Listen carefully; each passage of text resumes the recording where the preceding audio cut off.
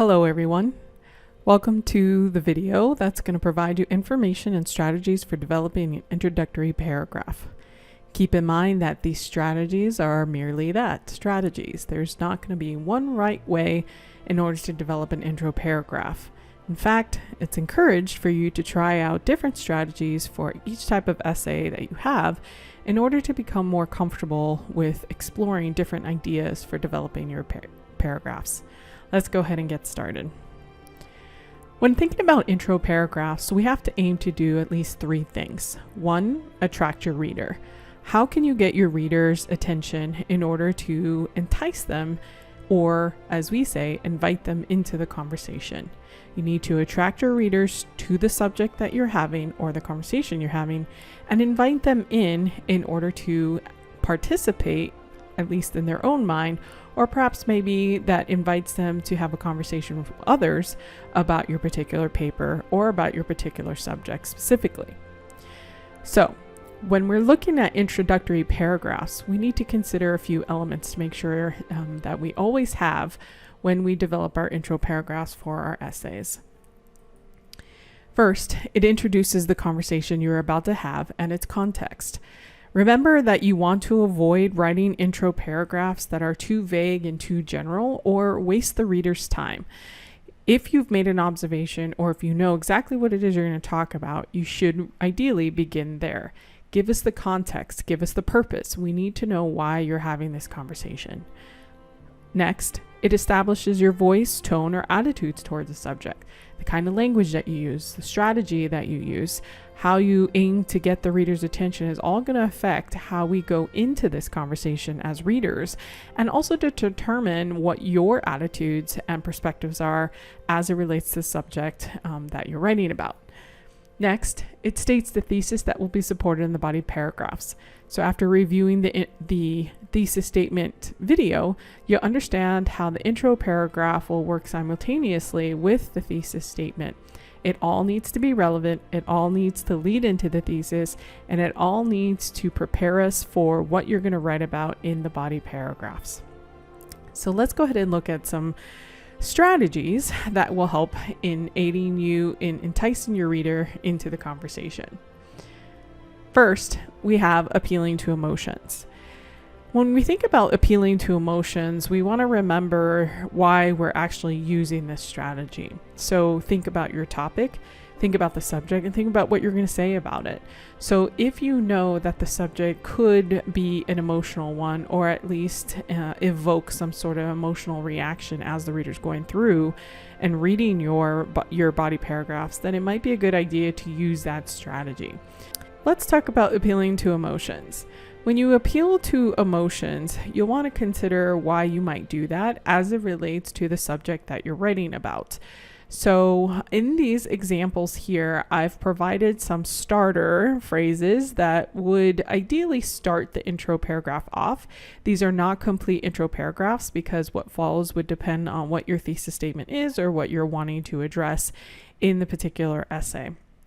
Nevertheless, appealing to emotions, if I'm going to, in this example here, talk about some aspect of country music, let's say that's the subject of my essay, but there's a reason why I'm writing about country music. Let's say it's an identity paper and how country music relates to identity.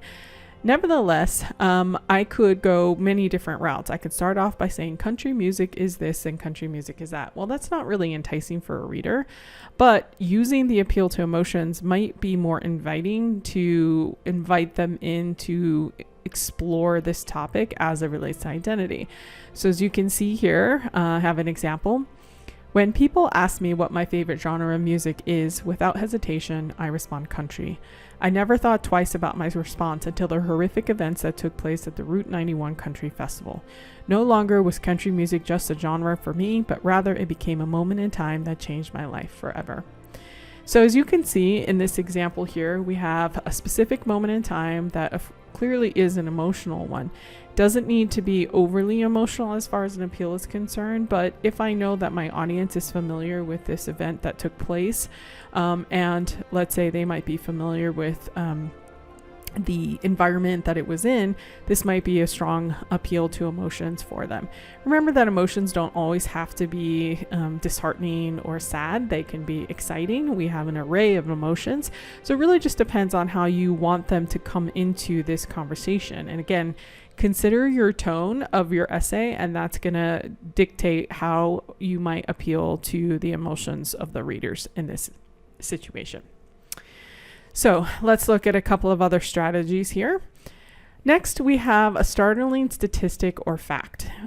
When we use statistics and facts, we want to consider why we're using them. Again, the whole goal is for it to be startling, or that a piece of information or fact that people might not know about. But you also have to ask yourself, why am I using this fact? What's the goal? How's it going to be relevant to my writing? So let's say I'm talking about fire safety, okay? And I want to point to the whole point, or the whole thesis of my paper is that humans need to take fire more seriously, right? And the harm that it could potentially cause. So in some regard, I'm going to focus on that in my essay. So rather than using maybe an emotional appeal, it might not really entice readers, because if they cared about it before, we would not be in this position to have to write about it. So rather, if you present a startling fact, it might make people think twice about just how important of a role humans play when it comes to, let's say, fire hazards, or in this particular case, wildfires. So choosing this, for example, we know that over the last couple of years, we've had some serious wildfires globally, but more importantly here in the United States, namely in California. And so if we place the blame by using fact on humans and showing that 90%, which is a high number, is at the fault of humans, then perhaps maybe we might be more enticed to consider and dive into this conversation as to why that might be the case. Okay. Again, remember with statistics or facts that they need to be relevant and also important. Next, observations or reasons for the conversation. So in the video that focuses on developing topics for ideas, observations is one of those strategies to start with the observation. So you could actually just do that. What was the point of observation, or the thing that you experienced, witnessed, heard that prompted you to have this conversation to begin with? So in the video, if you watched it, you would know that I mentioned that there was an observation that I made that Khloe Kardashian on Instagram that you see here is marketing for a migraine pharmaceutical drug. So how can I take that observation and begin my conversation in my intro? Well, here I could just simply state it. Instagrammers and influencers are selling us drugs. It is true. Officially, Big Pharma is partnering with influencers to sell new drugs and medical devices to its users. So then I kind of will get into, in the rest of my introductory paragraph, about where I'm going with this point. So right now, it's a statement of fact, yes, but moreover, it's an observation. And then ideally, I would lead into statements that would kind of give my attitudes towards this observation, and again, the point for the conversation that should ideally lead into the thesis statement. So sometimes just starting with your observations or the reason for the conversation can work. Under this umbrella of observation or reasons could also be current events. And so with current events, it could pinpoint an event or a situation that's happened, a movement, whatever the case might be, that has prompted you to have this conversation. So those equally work too. Next, we have a relevant quotation. With relevant quotations, one thing to keep in mind is that quotations can be any kind of quotation. So it could be something just a regular person says. It could be something that's profound in literature, film, movies, anything that someone says for the most part.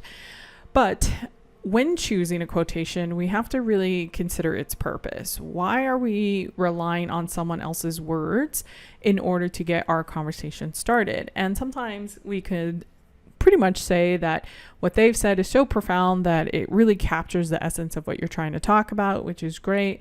So we also want to consider the person who's saying it. So if the person who's saying it is significant or relevant to what you're talking about, or is well known for the overall subject or topic of conversation that you're having, then that could be something that works as well. Or if it's leading to a strong point. And in this quote here, this is from Tupac, he says, out of anger comes controversy, out of controversy comes conversation, out of conversation comes action. It is through controversy that people become angry enough to finally take action, which is the purpose of protest, to act into important conversations for change. So in this example, you'll see how the quotation itself leads into the statements after, which clearly we know that this paper is going to focus on some aspects of protest and the purpose for them and the connection to how they're used for change. And so we got into that point by using the quotation mark,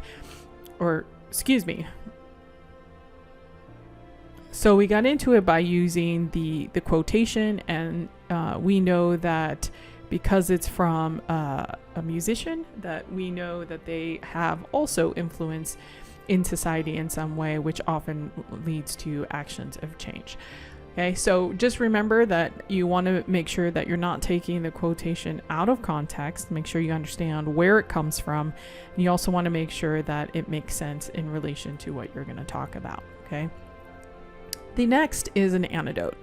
So antidotes are sometimes used and are designed really to kind of make us stop and think, or, kind of cause to pause, as I say. And antidotes are really sort of small stories, and they could be personal experiences, they could be stories of others, or whatever the case might be. And you have a reason for them, okay? And the whole point of this is that we stop to reflect. Okay, these antidotes make us reflect on actions, or a lot of times they're really connected to humanistic kind of things, or maybe philosophical kind of components. They don't have to be, but sometimes these stories allow us to say, okay, well, I'm telling you the story because this is what prompted me to think about this subject or to have this conversation. So as you see here, we have a lovely little girl was holding 2 apples with both hands. Her mom came in and softly asked her little daughter with a smile, "My sweetie, could you give your mom one of your 2 apples?" The girl looked up at her mom for some seconds, then she suddenly took a quick bite on one apple and then quickly on the other. The mom felt the smile on her face freeze. She tried hard not to reveal her disappointment. Then the little girl handed one of her bitten apples to her mom and said, "Mommy, here you are. This is the sweeter one." And so obviously in the second paragraph there, or the second section of this intro, we see that we might quickly think the fact that the little girl is selfish or greedy or is not cognizant of her mom's feelings, but then we quickly discover shortly after in the story that she was attempting to find the best one for her mom. And so things aren't always what they seem, which is generally the theme of the antidote. So when we focus on the theme or purpose of the story, then it should connect to what we're trying to say later in our essay. So here are some final tips to consider when you are developing your introductory paragraph. So first, there isn't any one right strategy, as I said before. Sometimes I say that you really kind of have to feel it, right? Write it a few times, try on different strategies, see what works. You'll never know, because really the whole goal of writing is just that, is trying different things to see what's going to be best fit the purpose, best fit your audience, best fit what you're trying to say, and hopefully, again, being the goal to entice your reader and invite them into the conversation. Keep in mind that the strategy you use should always be relevant. You don't want to start talking about one thing and then completely move on to something else, which, let's say in this case, the thesis statement is not really connected or related or relevant to the, let's say, the strategy you decide to use. The strategy you should use should always lead into the conversation. So you want to always think logical, right?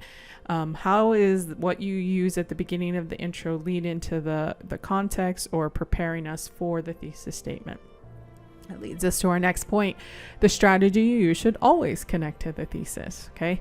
As I said before, it's going to be challenging sometimes to find things that directly fit, and it really kind of depends on your process. So sometimes people like to write their thesis out first. Sometimes people like to write their intro out first. So what I always recommend, again, is always be revising. So try different things. Sometimes try writing your thesis out first. That might help write your intro, or vice versa. Always consider your audience when choosing a strategy. Again, what's your audience's attitudes, beliefs, systems, ideologies?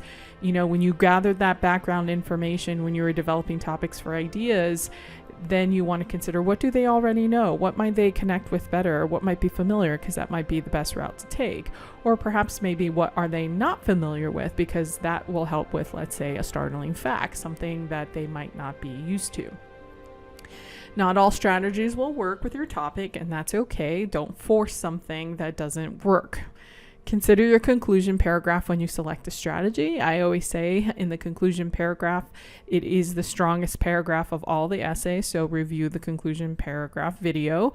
Sometimes you can mirror them.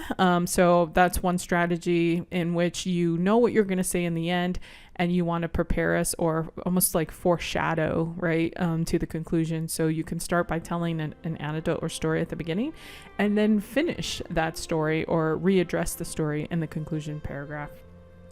And finally, consider writing your intro paragraph last. More often than not, students will write the intro paragraph first just because it's a logical thing to do. It's the first paragraph, it's get started. But remember that when you are writing, you often don't really have all of your ideas together yet until you start engaging more in the writing process and you start working with it. So if you absolutely have to write the introductory paragraph first just to get the ball rolling or getting you started, just remember to go back and revisit it after you've completed your paper, because then you already have a sense of what you wrote in the essay. You already have a sense of the kind of style, tone that's kind of taking place. And you'll find that when you go back and revisit the intro, it doesn't really match because we write in different stages. So I would say just go back and revise, or, you can always write your introductory paragraph last, just kind of move on to the body paragraphs, focus on those, and then it'll allow you to become a bit more creative when it comes to your intro paragraph. Okay. So again, ultimately, there is no right answers, and try things on for size. Get creative. Don't, limit yourself because you have to sound profound or academic. There's really, no such thing as it relates to intros. It's how can I get my readers' attention? How can I invite them into the conversation? And moreover, how can I get them interested in the subject and conversation you're about to have? If you continue to face challenges with developing your introductory paragraph, you're always more than welcome to send it my way. Feel free to email that to me and I can give you some feedback. Otherwise, the only real surefire way to become stronger in developing your paragraph is just to practice.